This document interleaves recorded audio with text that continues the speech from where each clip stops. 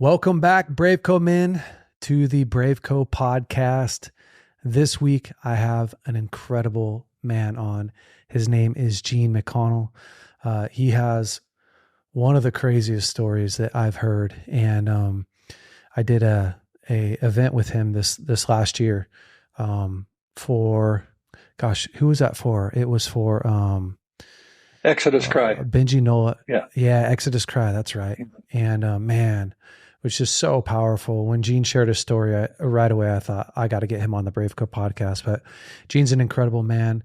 He has an organization called Authentic Manhood Initiative. Let's see, Authentic Relationships International. Sorry, That's okay. And yeah, and just so much resources and wisdom coming out of him. But Gene, thank you so much for coming on the podcast. I'm really excited for everyone to hear your story and your wisdom. Thank you. Well, thank you, Jason. It's an honor to be a part of helping you have impact for the men you're reaching and working with. Yeah, thanks. Gene, I want to dive in just right away. We're gonna go deep into Gene's story, which is a story of brokenness and sexual addiction, and you've just become an expert on the subject, traveling around, speaking all over, and helping hundreds, if not thousands, of men and women break free. But before we dive into how to get free in the all that stuff, let's go back into your story. How did you grow up? How did you get introduced into pornography and sexual addiction? Well, I'm a preacher's kid, so I was born going to church. So every time the doors were open, I was there. So that meant at least 4 to 5 times a week I was in church settings. Yeah. And so very young in life, I accepted Christ at 9. I knew that God had put a call on my heart, but my parents were pastors, my grandparents were pastors, my great grandparents were pastors, my uncle and aunt are pastors. So I grew up in not only church but church leadership. So there was a lot of things that go on behind the scenes in terms of tools, understanding what it cost, all of that, and I knew very young that I wanted to have impact. So my walk with the Lord, I memorized scripture young, very young, and I would play those little guitars with the plastic strings, when I was a little kid, sing on the corner. I did a whole lot of that in young life. But at the age of 6, was a significant thing that happened to me. I was sexually abused by a babysitter, and the babysitter was about 6 or 7 years older than me. And um, Mm. my dad was because my dad was a pastor, he was a very busy guy, and he um, didn't have the time that I longed for. I was a very hungry kid. I really loved my dad, respected my dad, and wanted to get to know my dad even more. And yet, the people that were in church were getting more attention. Yeah, it just required a lot because he was a roofing contractor during the day and a pastor at night and weekends. So I was hungry. I was hungry for attention and affirmation. Here's this babysitter who said, I like you. You're important. Um, I care about you. You're handsome. All those kind of kind words. And with that came sex. And I didn't know at the time what the heck was going on. All I knew was that the attention felt good. Mm. So what my first sexual experience at the age of 6 was pleasure and shame in the same experience. So I Mm. pleasure in the sense of I felt like I was wanted, I felt like I was needed, I felt like I was important to someone. Slash, I felt dirty, I felt soiled, I felt damaged, I felt like I was broken. And I couldn't put language to it at 6. There's no way to even understand what the heck just happened. And that Mm. happened for a long period of time. I don't have the years of time. It just happened a lot. All the memories blur together. And then going through church, keep in mind now, I said at the beginning that I'm in church a lot. So I'm at church, I'm running at the altar at 6 years old, crying out, God, and I'm thinking, I am that dirty little boy. And because what was a hook in that, and this is really important to make the point, just to start us out, as my story goes, Yeah. is that the, because my body responded to something so shameful and so dirty, that somehow I thought, I am that. I am dirty. I am broken. Because anybody that's healthy wouldn't respond to something so wrong. And so, because my body responded, and because I didn't tell anybody, and because I kept it secret, that I thought I was the contributor. I was the one that was doing this. And so I believed very early that I was too broken, too dirty to be loved. It's a core thing that happened at the age of 6. And so I would run down to the altar at 6, 7, 8 years old, crying out for God to cleanse me, heal me, free me, but never could get the picture of how to get that dirty stain off of my world. Off of Wow. so at the age of 9, there was a young man that was brought into our home. His parents were going through a really tough time, so my parents brought him in, and he moved into our house for a while, and he began to molest me as well. And so now I these the struggle with this is that, what do I got, this neon sign on my forehead says, "Here I am, molest me." Yeah. And the truth was, is I was just hungry for attention. This guy he was 5, 6 years older than I was, and he was like a dad to me. I mean, he helped me beat up my bullies. We rode bikes together, we skateboarded together, played ball together. And so the reality was, is that I was longing for connection, for male connection, but this guy took that vulnerability and used it for his own purposes. Now I understand that, but then I did not. And I thought, well, and the struggle with it again is, why didn't I tell somebody? Why am I hiding this? Why am I allowing it to happen Yeah. again? Why am I involved in it? And why is there pleasure connected to something so wrong? And so I was twisted and turned inside, both emotionally and actually mentally. And at the age of 12, my first exposure to pornography was at a elder's house, who was a relative, but he was a leader, church leader, worship leader, counselor. And I was playing Army at his house, and I snuck into the shed to hide. And there was this 200 to 300 pornography magazines. And Wow. to this day, I did that very first image of it, opening that up, and the impact that that had on me, both, and it felt exactly the same as that first sexual experience, where there's pleasure. Wow, look at this. Oh my gosh. Wow, beautiful. All that kind of stuff. Slash feeling dirty, soiled, you ugly. I know this is wrong. I felt like you could use the word perversion. Although what I didn't have that language, but it would have felt like. And so the idea then is this: I knew there was shame introduced because I wouldn't tell anybody. Shame, the fruit of Yeah. shame is hiding. So I couldn't tell anybody. And so I kept it secret. And that started this whole journey of going to pornography, learning from the imagery, start reading the stories, consuming everything I could get my hands on. Now, keep in mind, slash being in church 4 or 5 times a week, hearing God speak to Did my you heart. Good. did you steal those guys' magazines or What I did was, is that, we have several ways they came. So I would go into a grocery store, and I would, back in the day, they had it behind an adult section or an adult part. And so you couldn't get to it, but I would find a way to steal it, or I would find one of my friends' parents' dad was consuming, and they'd have a man. I'd steal a magazine, or I'd take a couple pictures out of it. And then what we call yeah. the spillover effect, which is, I'd find it in a trash can, or I'd find it in a alleyway, or Yep. a ditch. So photography wasn't available back in the wagon days. Yep. uh, It wasn't, Back in man. the 60s, what pornography was not available like it is today online and It's true. phone. So it was something you had to pursue or seek out.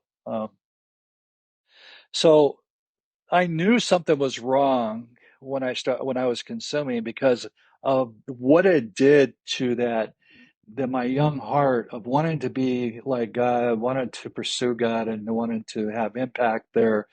That I saw my heart start to turn and my thinking turn. So I started having fantasies and thoughts that I would never have allowed before.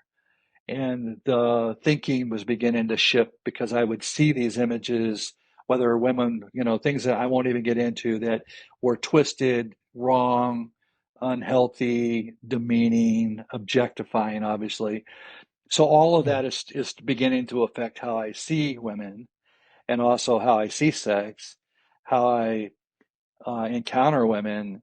There's several studies out there showing that early exposure to pornography has the same impact as sexual abuse. So why? Because it, Mhm. it wounds the ability to see in a healthy light women, Mhm. relationships, sex. So I Wow. might not physically have harm by viewing, but it damages how I see and how I treat and how I treat myself. And so so thinking about it, my first experience to relationship with a woman was sexual abuse, and then pornography was like fuel on the fire. Pornography Mhm. was my education. So from about 12 to 16, I became an avid consumer of porn, and I get everywhere I could get my hands on it, I would. And but then at the same time, knowing that I would cry, run down to the altar. God, I don't want this in my life. This is wrong. I know it's wrong. I'll never do it again. And it might be a week, 2 weeks, sometimes 6 months, but I would ultimately be back in that same hole that I said I would never go.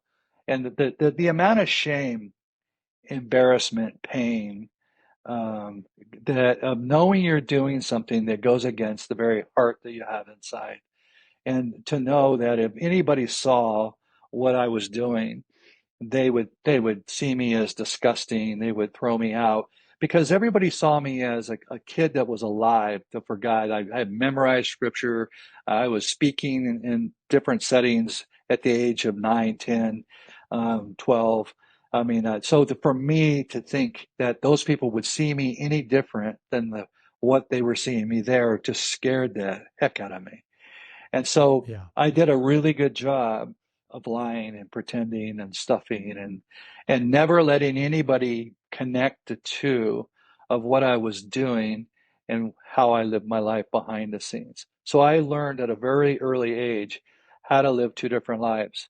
One in front of church, raise my hands, say the right words, do the right things, make sacrifices, be the good guy.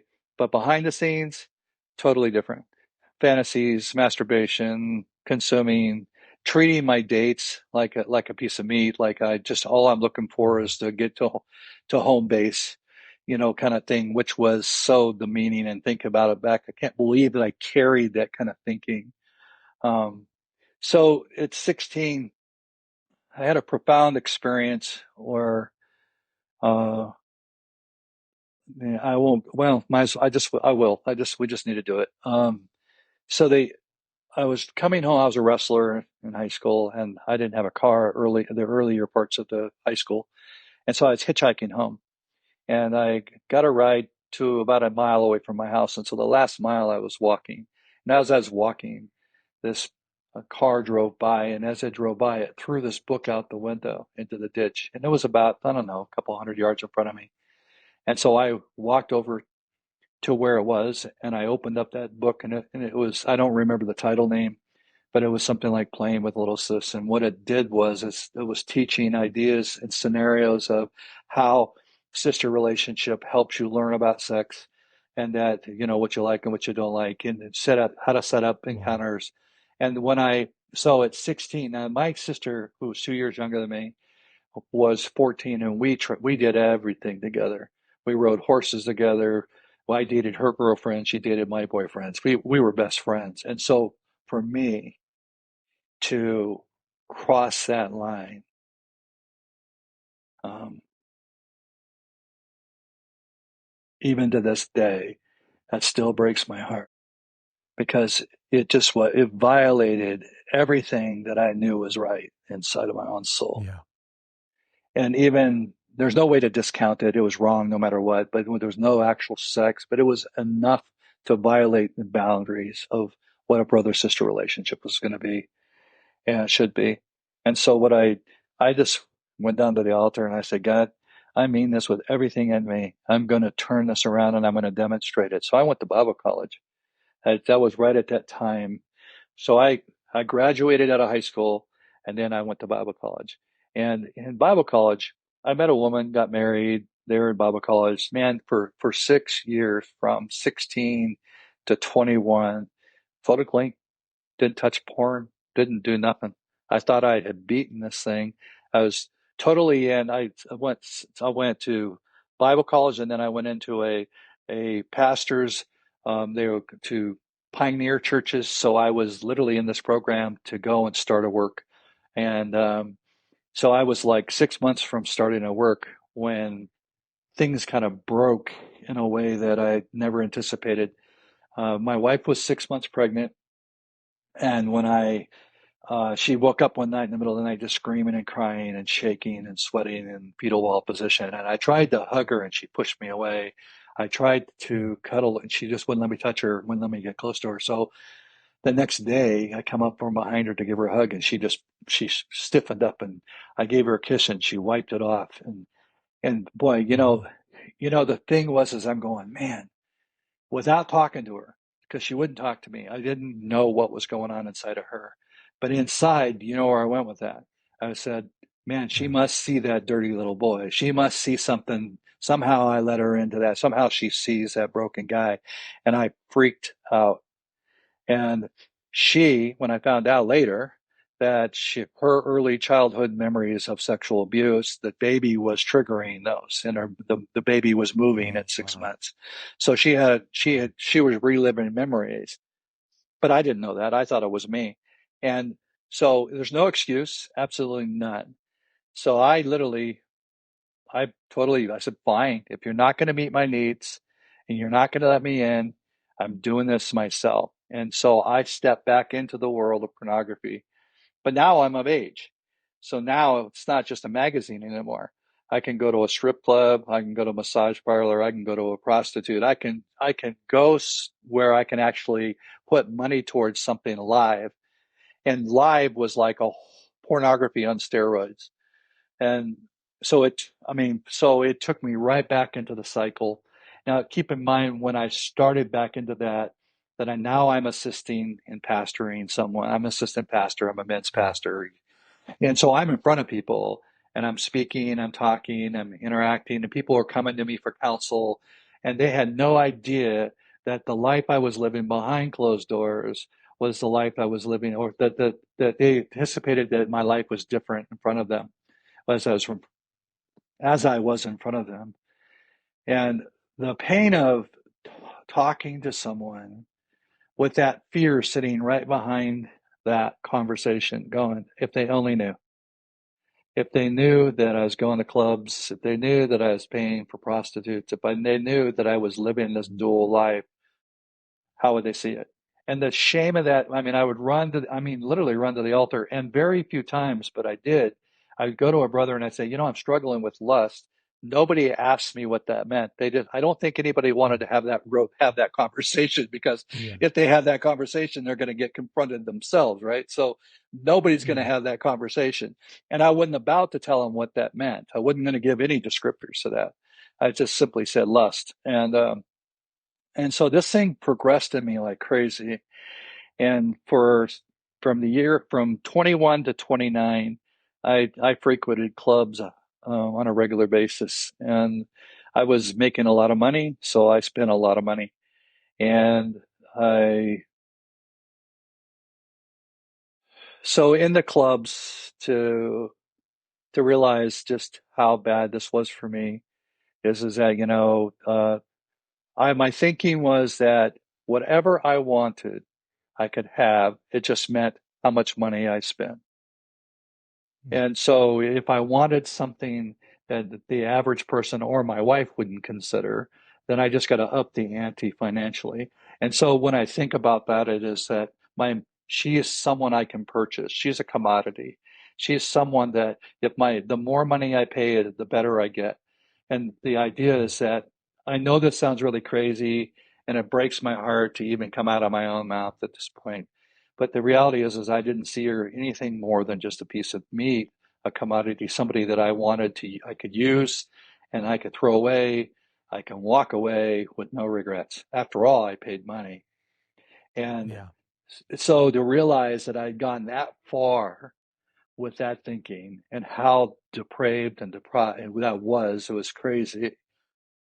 So as addictions progress, and they always do, you never stay the same. Um, and so the addiction progressed, and or digressed, whatever you want, whatever language you want to use.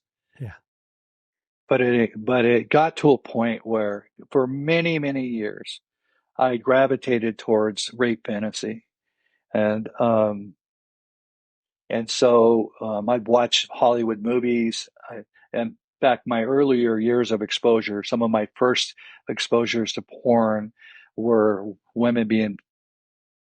Now I'm going to get into it. Just the rape fantasy stuff, and so the pain of that at the first really drove me crazy because, Lord, I can't believe I'm doing this. But at the time at 29, I am pretty much fully involved in church and fully engaged in the fantasies, dreaming that somehow, maybe someday, there will be an opportunity to fulfill that in the right spot, right place, maybe money, whatever it takes. And so one night, I pulled into a racquetball club in the back parking lot. It was full. And as I was getting out of the car to go play, this woman walks by, and this something inside goes, there she is. This is something snapped inside and said, this is your opportunity. She fits everything you've been fantasizing about. You're in the back of this parking lot. There is nobody back here. Here's your opportunity. And I walked to her car, followed her, and she sat down in her car. I said, excuse me. And where's what? Do you know where Walmart is? Kind of start the ball rolling. And so she answered me. And then I forced my way into that car with put my hands around her throat with a full intent to rape. And she asked me, what was I going to do? And I told her I told her that what I was going to do, and the fear in her eyes, Jason, um, pure fear. And it was like somebody just slapped me across the face and said, wake up, you're about to destroy another human being's life. Don't you get it? She doesn't want this. She is scared spitless. And it's like it woke me up. And I said, excuse me, I've made a serious mistake here. I let her go, walked to my own Mhm. car, got in my car, and she got my license plates. I wasn't even thinking from there. I was in just dilemma and heart. I was just stirring inside, like, what the, excuse me, but what the hell did I just do? Yeah. And, so I got in my car, she got my license plates and turned me in. Well, that started the whole process of getting caught, exposed, and everything that happened from there. Look, I get the fact that what I did was wrong and deserves to be punished. There's no question in my mind, and needed that. There's no question. But the way the church handled me was they threw me out, no restoration process. Like the 12 elders, what I call the Hall of Shame, they just literally destroyed me. And Wow. so they said, you can't come back. You can't come here, and you can't call anybody. So in one moment, literally everybody calling me, seeking for counsel or to spend time with me, and just a snap of a finger, it's the opposite. Total isolation, no one to talk to. Wow. And so I walked away from that elders meeting and I said, I'll never walk back into a church ever again. I'm done. Now, obviously, it's not their fault. They were hurt. They reacted wrong, obviously, but uh, it just gave me an excuse, quite frankly, to just live even worse. For the next year, I was just I don't even know how I lived. I can't. If I went into the scenarios, you just go, "Oh my gosh, I can't believe you're still alive." So it was so bad. And one day, out of the blue, um, a guy who had been kind of my accountability guy over the years, who I'd lied to every time, basically, about my life. But he was somebody who really cared about me. And he lived about 3 hours away. He was a pastor of a church in Tustin area, California.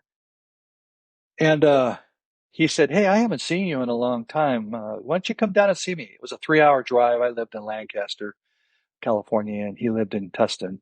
So I said, "No, I'm not coming." I'm thinking, man, he's the last person in the world I want to know, because he's my only friend left. I really don't have anybody else in my Wow. life. And he just wouldn't take no for an answer. So I finally agreed. And so I'm driving the 3 hours thinking I'm going to talk about the weather. I'll talk about the Dodgers. I'm trying to think of a list of things so to keep the conversation going without it ever going, because he had no idea what had happened. He was too far away. Wow. And so all he knew is we hadn't talked in a year. So anyhow, I get down in his office and I sit down, and we're interacting maybe 3 or 4 minutes. I'm not sure about the time. And I just literally vomited all that out. We were probably there 2 to 3 hours minimum, because I didn't hold back. I just Wow. literally let it go. And when I did that, Jason, um, I finally got it all out, and he's sitting behind his desk, and he's between me and the doorway. There's no way out of this office except for through him. And now he stands up and he's coming towards me. And I don't know what he's going to do. I really don't. I actually am thinking that he's going to do like everybody else has, right? And so I stand up with my fist clenched beside me, and I'm ready to deck him if he does anything that is painful. And what he did just blew me away. He just put his arms around me in a wrestler's hug, and he just pulled me in. And it's not one of those little like limp hugs. He pulled me in like he was wrestling me, and he had me as tight as I can Wow. even imagine. And he laid his head on my shoulder, and he began to weep. Wow. And I've been in church all my life, 29 years to that point. I never tasted what the heck he was doing to me right at that moment. I didn't know what he did. It's like he breathed life into my soul. Wow. And he said, "I'm so sorry that you've tasted so much pain, and you have not tasted God's love for you. I'm here to walk this out. We're going to get out of this. You're his son, and we're going to get out of this. I'm going to be here to walk it out with you." And he had a large church, so he wasn't an easy guy to get to. So for him to say, I'm once a week, come down for 2 hours and hang with me, Wow. it was just an amazing, incredible um, thing. But what he did for me, what I realized today, actually is why I'm even sitting here today, Jason. He wasn't the magical healer, or he wasn't the wise counselor. He just knew how to love. And he put life into me. He actually said to me, and this is in the language that we've talked and unpacked later from this event I talked with him. He said, "I see who you are. You're his son. You're God's son. That stuff you're doing is all, yeah, I see that, and it's wrong, and I'm not denying it, and I'm not pushing it aside. But I want you to know that you have value still sitting there, and that God wants to embrace and forgive and redeem. Wow. And what you're doing ain't you." And everybody else in the world was saying, "You're a pervert, you're a scumbag, you're a perpetrator. Once an addict, always an addict. You're just going to live in suspicion for the rest of your life, and you're only one step away from failing." All that kind of crap that keeps you locked in to the Yeah. mess, because we think that that's our identity. And boy, what he gave me just changed my world. It did. There is no way. I had a lot of work to do. Let me tell you, there's no quick fixes here. But what he did was he gave me the life to fight. Is what he did. Yeah. Right. Wow. What a crazy story. Just real quick, Gene, like, how did you get out? How did you get all the way out? I would, Jason, it's a journey, and the journey is understanding that your behaviors are just fruits. Yeah. They're not the real deal. Your behaviors is your way of trying to manage the real problem. So your behaviors are Right. you're just a symptom. And so finding people who helped me, first of all, I went to someone who dealt with sexual trauma. So, because I had no idea how sexual trauma played a role in my consumption of porn, and wow, that was, sex on steroids for me. So there was sexual abuse. So I went to Jan Frank, who wrote the book Adore Hope, and she played a profound Oh, impact on my life. First, went to her conferences, read her books, did some counseling, and then I went to a guy who was a sex addict, a specialist, they called it sexual dysfunction disorders as well as addiction. He's in California as well, and his name was Ray Jones. And I spent almost 3 years, almost 4 years actually, with him, going working on the thinking aspect. And then I did a Gordon Dalby for the male wound, for healing the masculine soul, because there was mhm. a lot of wounding I carried. So what I'm getting to is there's not just one thing that drives this, but it's all underneath the surface. Every bit of it Yeah, is. So discovering what it is that drives that behavior. So you look at the root systems, and so healing and change begin to happen over a season of time. And having a safe community where I could go and say, hey, if I'm Jason, I'm falling, I'm struggling with this. Help me out. Give me some support. What can I do? And so getting the support to be able to go, and the key in this whole thing, and if I was to say there's one key, Jason, yeah, and there's a ton of other ones that come on top of it, but this one absolutely is core. It is that I want to be a person of the light.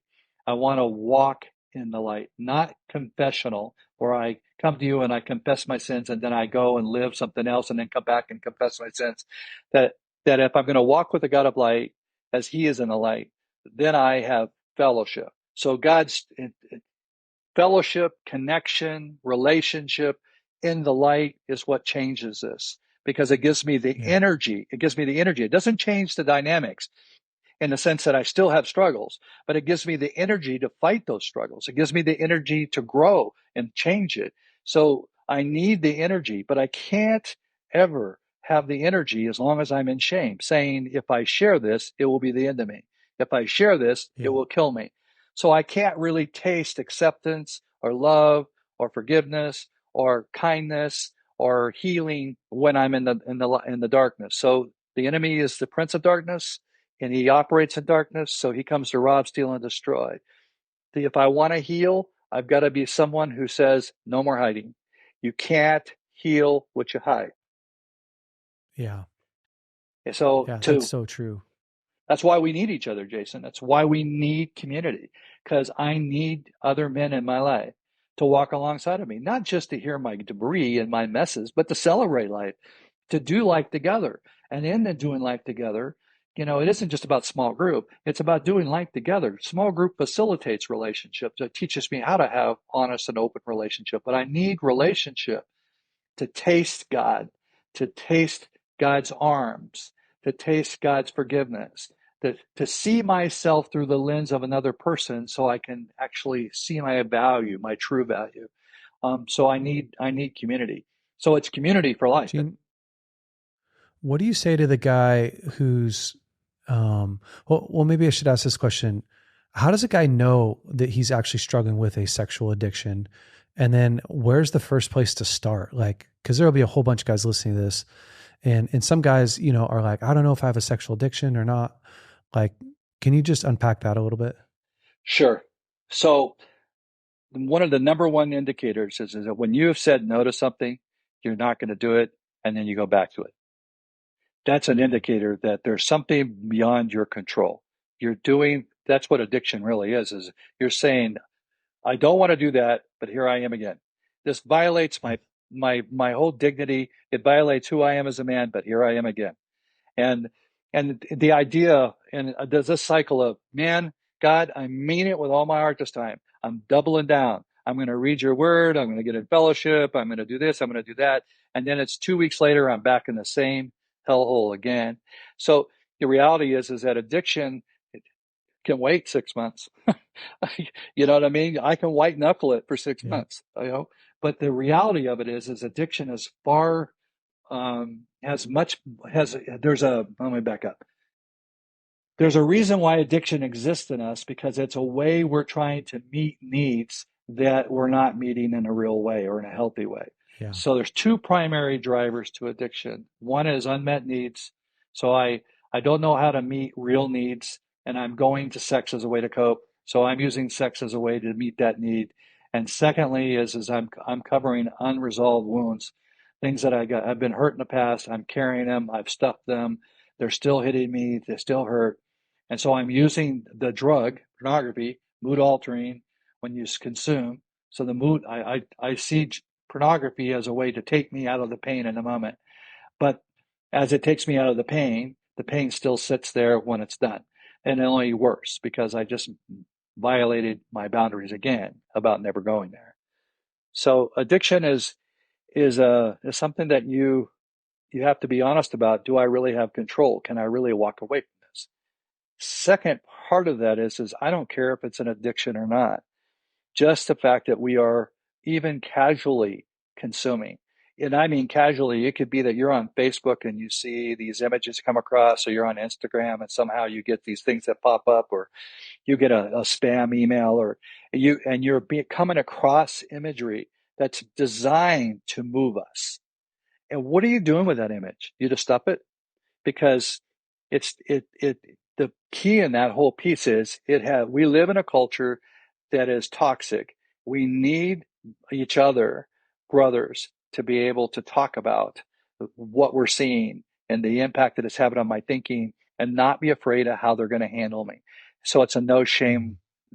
no shame zone for in relationships, so that people don't beat you up. They come alongside of you and support you and help you heal. So number one step would be to find, there are two parts to that. Either find a counselor. The scripture calls it an elder. That is somebody who has a workable knowledge of the things you're struggling with. So take a step to find somebody who's been there, done this, and has a way and understands what it takes to get out. So that there's somebody not in the ditch with you. You need that. Yeah. You need somebody that's not in the ditch with you. So go into a group where there's a bunch of guys in the same struggle. That's important.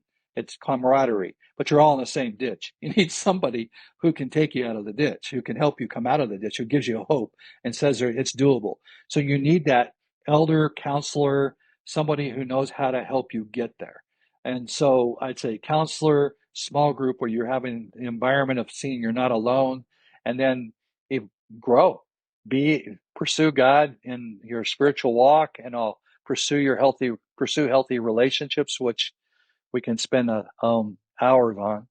Is that Yeah. we need healthy relationships. If you don't mind, I'll take a quick side thing here, Jason, just to say Yeah. Do it.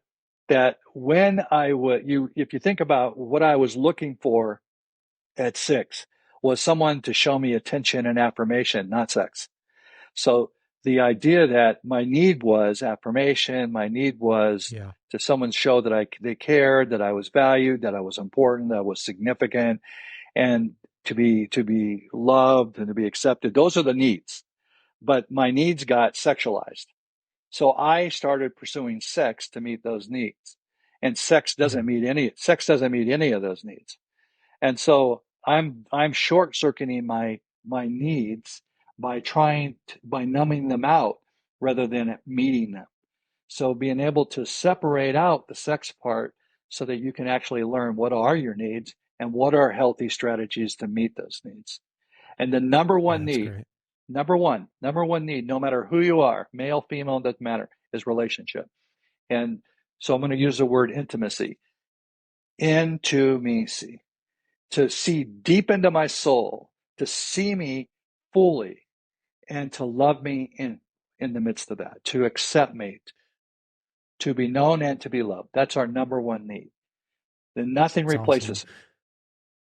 Yeah. Brene Brown, she did this TED talk on vulnerability, and she gives like 4 steps to building real connection.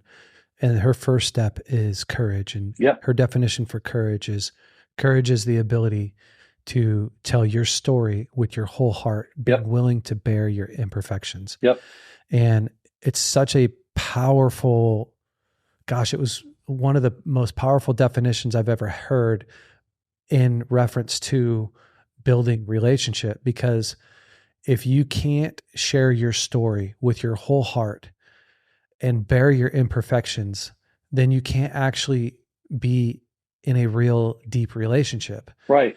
And so many of us are stuck living unfulfilled with our needs not being met simply because you still think you still have shame about your story. Yeah. You still have shame about your past. And more importantly, that shame is deciding for you how vulnerable, how honest, how authentic Yep. you're living in your relationships. And therefore, you're the poser, right? Like you're only showing and sharing pieces of your life that are pretty enough to share. And you're never allowing anyone into your pain. And man, um, it's one of the most, it takes, I mean, why she says courage, right? Is this the step is because it takes so much courage. It does. Like I think guys do understand, but it takes so much courage to begin to reconcile the things that you've done wrong, Yes. the things that you're ashamed of, to confront them, and then to be able to unfold those for the world to see, the important world, your Sure. world. Sure. And but that is, to me, like that's the first step to really breaking the chain Yeah. in your life Amen. is I'm now willing to face what I've done first with God, right? Like I'm willing to go to God, but a lot of people stay there. And I think this is a trap for men Mm. is they go to God because he already knows and they share everything because he'll never leave us or forsake us. But then they never do that with people. Right. And the truth is that God isn't all you need. Like Adam and Yeah. Eve are walking in the garden or Adam's walking in the garden with God. And God goes, this isn't enough. You need a helpmate. You need a soulmate. You need a partner. You need companionship. And so, again, like I think a lot of guys resort back to, I need to read the Bible more. I need to pray more. I need to talk to God more. And those things you can't discount for sure. But if you don't actually come in and bare your soul before the people that are most important to you, then you're still in a prison. You're not out of the Yep. prison. You're still locked up into a prison. And I just want to make that really clear because that's a missing link for a lot of guys. Yep. That's a missing step is they're doing honesty and vulnerability with God, but they're not doing it with their friends. And therefore, we still have shame ruling and running our life. And shame always leads us back to the cycle again, Yep. Yep. right? It sure Wouldn't does. you agree with that, Gene? I totally agree. I totally agree. And Jason, you said it very well. You articulated it well. Uh, and that the level that I'm open is the level that I experience God. And so, because if I'm going to be in a relationship with God, then I got to be in the light because He is light. And so Yep. I'm the one determining how close I get to God because I'm afraid of the light. I'm afraid of what it will reveal. But then it's the next step is you love God with all your heart, soul, and mind, and then you love your neighbor as yourself, and hear that are yourself. So you really can't love others until you actually address your own shame, your own self-contempt, your own, how bad I am. Because when you Yeah. see, you can't break that without getting that out in the open, because you actually get to test that with other brothers when you say, okay, here's my story. And how are you going to really know and experience grace unless you experience it through the hands and feet that are supposed to give His grace? So Yeah. I can't taste real relationship the way God designed it until I'm in the light, because then I can actually taste the grace that I need. I can actually taste the acceptance I need. So redemption happens, gets played out in how I walk that out with you, not just with God. Yeah. It it's Yeah. not That's amazing. it's not an either or. It's both. And Yeah. so it's a beautiful thing what you're saying, Jason. But I think the fear is, and it comes back to how shame plays in our lives. As long as shame is sitting there, and how do I know shame's sitting there? Shame is sitting there because when I look at shame, I'm seeing that I hide, or I'm ducking and diving, or there's parts of me that's unacceptable. There's parts of me that I just can't discuss because the cross, and we don't realize we're saying this, we're almost saying it's bigger than the cross. We're saying this Yeah. is too much. And the reality is that there's nothing larger, nothing greater than the cross. The cross came to redeem all, not some, not part, but all. And so I'm the one that determines how it gets done. The courage, like you have said, to step forward and say, okay, here it is, good, bad, and ugly. Yeah. And Yeah. you do that not only with God, but with others. Yeah. It's so good. I think so many guys try to use willpower um, and even discipline to stay free and to Yeah, get out of pornography and other yeah, substances as well, addictions as well. But the truth is, all that stuff,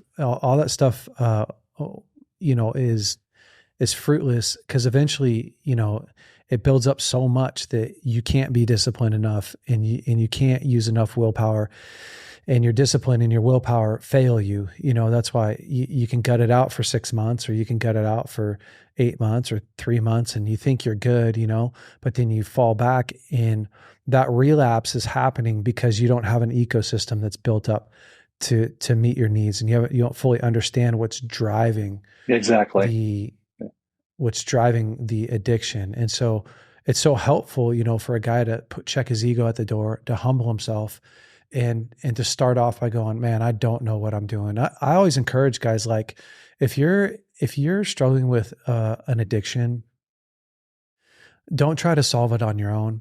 If you could have solved it on your own, you already would have, Yeah, right? Like, can we all just agree on that? yeah, Because everyone's been struggling with it for so long, and they do it, they try, you've already tried. So to me, it's like, if you want to, if you want the cheat code, man, get connected to somebody yep, that, like somebody like Gene, get connected to Gene, who has a program, or get connected to whatever, Shasta Blue Sky, or, right, go find a therapist that can actually help you to understand how you got here, right. understand what you need to do to heal, and put your money where your mouth is. If you say, this is the last time that I want to do this, well, it's going to cost you, it's going to cost you time, effort, and energy, but probably some money, but it's going to save your life. And that's the truth. Is, again, I do think that um addiction is such a complicated thing. It's not complicated to understand, but it really is complicated to unravel it,